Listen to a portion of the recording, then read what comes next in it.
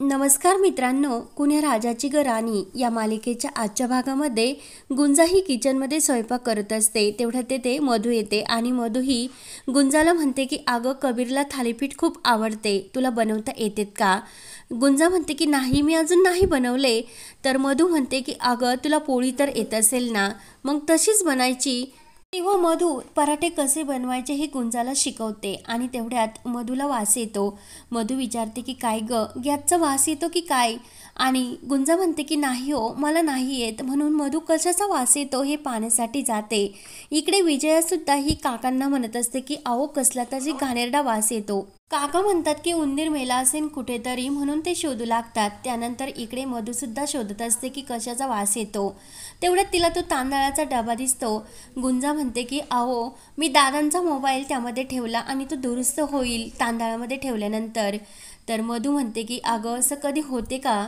गुंजा म्हणते की हो होते ना, आमच्या गावचे जे काही पोस्टमन आहे ना त्यांचा सुद्धा मोबाईल मी असंच दुरुस्त करून ठेवला होता. मी गावंढळ आहे, पण माझ्यावर विश्वास ठेवा.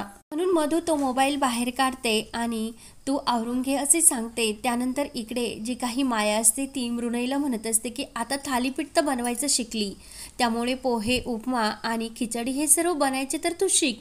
तर मृणाईचे बाबा म्हणतात की हो अगं, उकडीचे मोदक आणि त्याबरोबर रताळ्याचा किस सुद्धा तू असा मस्त असा झक्कास बनव. माया म्हणते की सर्विस तू तिला इतक्या भलत्या सलत्या गोष्टी करायला सांगत जाऊ नको आणि तिने हे सर्व करू नये हेच मला वाटते. तेव्हा माया मृणाईला म्हणते की तू हे सर्व करते, पण तिकडल्या लोकांनी मान ठेवला तर बरा होईल.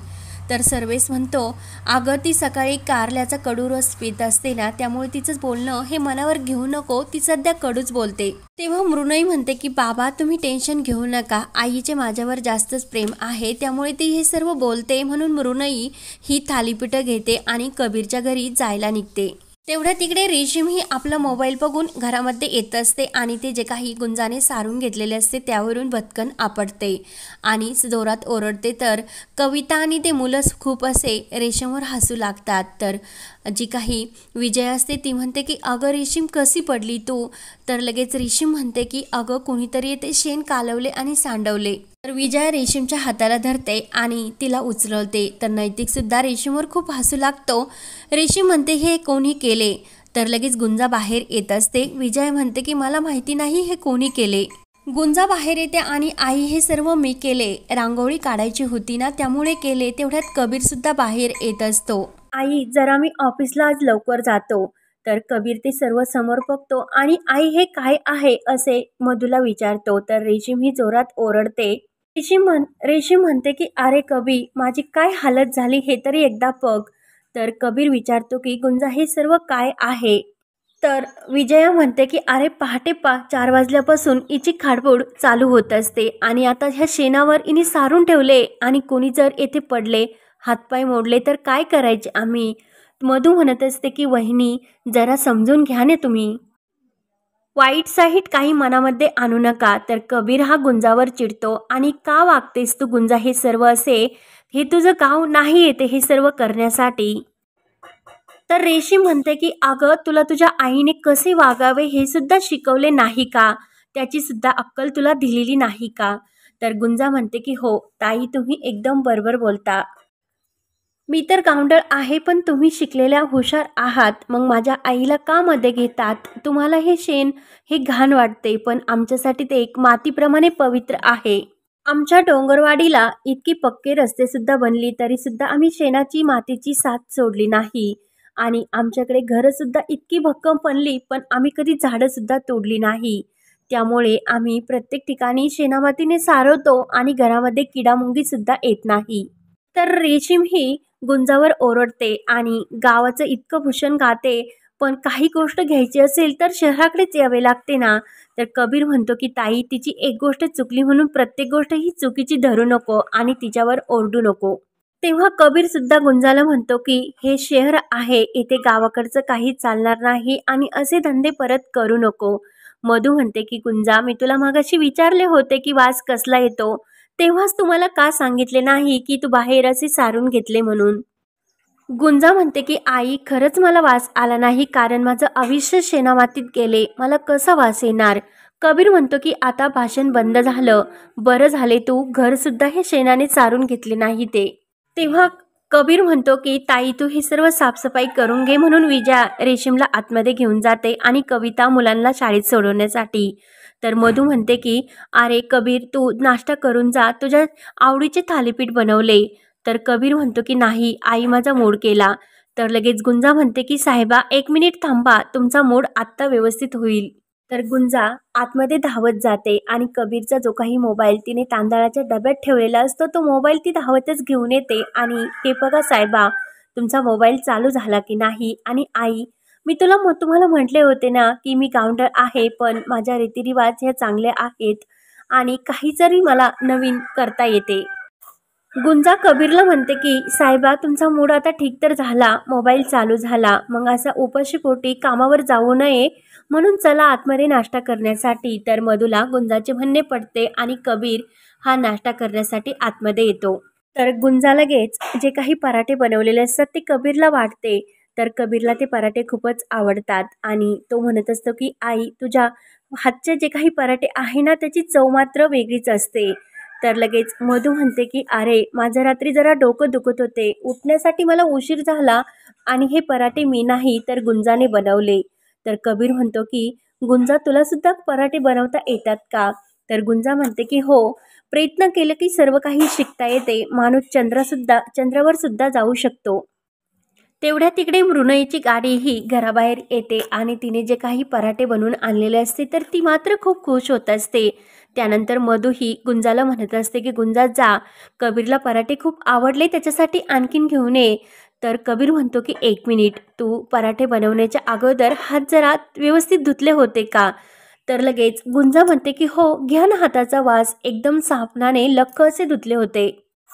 तेवढ्यात मृणयी आतमध्ये येतात आणि तिचे पायाचे सँडल हे शेणाने भरलेले असतात म्हणून ती अवघडल्यासारखे चालत असते. तेव्हा मधू विचारते की काय गं मृणयी काय झाले? तर मृणयी विचारते की बाहेर शेणाने अंगण कोणी सारवले? तर कबीर म्हणतो की आहे तुझ्यासारखी एक उत्साही. आणि मधू म्हणते की तू कबीरसाठी जे पराठे आणले तू त्याला वाढ. आणि ती कबीरला म्हणते की आता तू मृणयीने आणलेले पराठे खा. तेवढ्यात मृणही खुश होऊन तिने आणलेले सरप्राईज म्हणजे ते पराठे ती कबीरच्या ताटात वाढायला लागते. तेवढ्यात गुंजा येते आणि मृणईच्या अगोदर तीच कबीरच्या ताटामध्ये ते पराठा ठेवते.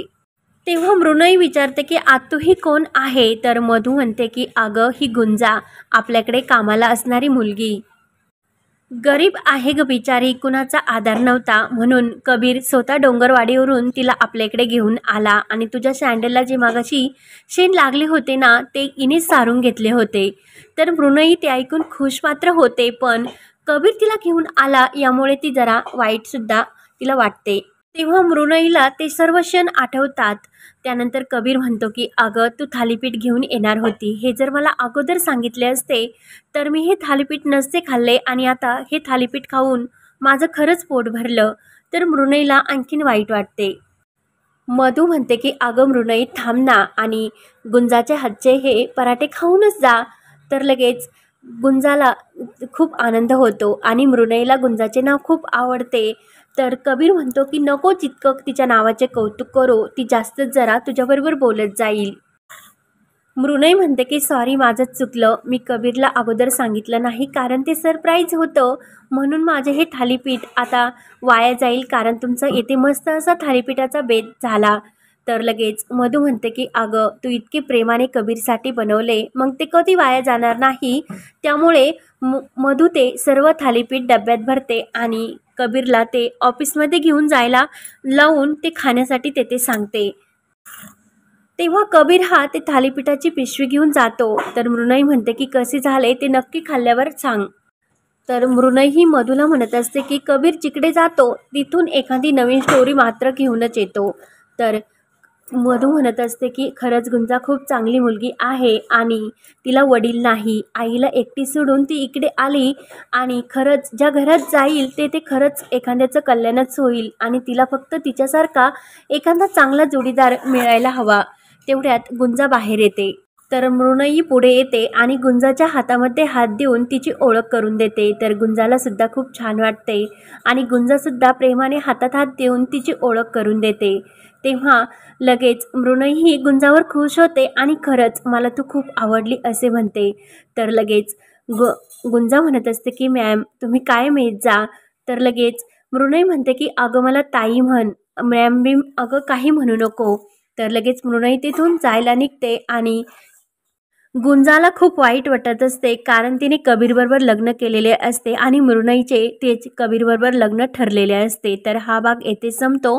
पुढील भागामध्ये जी काही मृणई असते ती घरी गेल्यानंतर हे तिच्या बाबांना सांगत असते की कबीरचे हे मला आवडले नाही कारण तो डोंगरवाडीवरून एक मोलकरीण घेऊन आला आणि त्याबद्दल मला त्याने काहीसुद्धा कळवले नाही.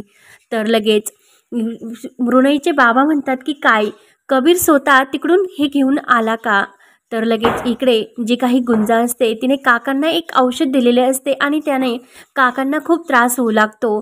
तर गुंजा खूपच घाबरते आणि काका काय होते तुम्हाला म्हणून ती काही प्रयत्न करून काकांना वाचवायचा प्रयत्न करत असते. तेवढ्या तिथे रेशीम येते आणि रेशम गुंजाच्या हाताला धरते आणि तिला बाजूला काढते. तू माझ्या बाबांना चुकीचे औषध देऊन त्यांना मारण्याचा प्रयत्न केला, तुला आम्ही पोलिसात देऊ अशी धमकी ती गुंजाला देते. तर गुंजा खूपच घाबरते. तेव्हा आता गुंजाला या संकटातून कबीर कसा वाचवतो हे पाहण्यासाठी आपल्या चॅनलला नक्की सबस्क्राईब करत राहा. धन्यवाद.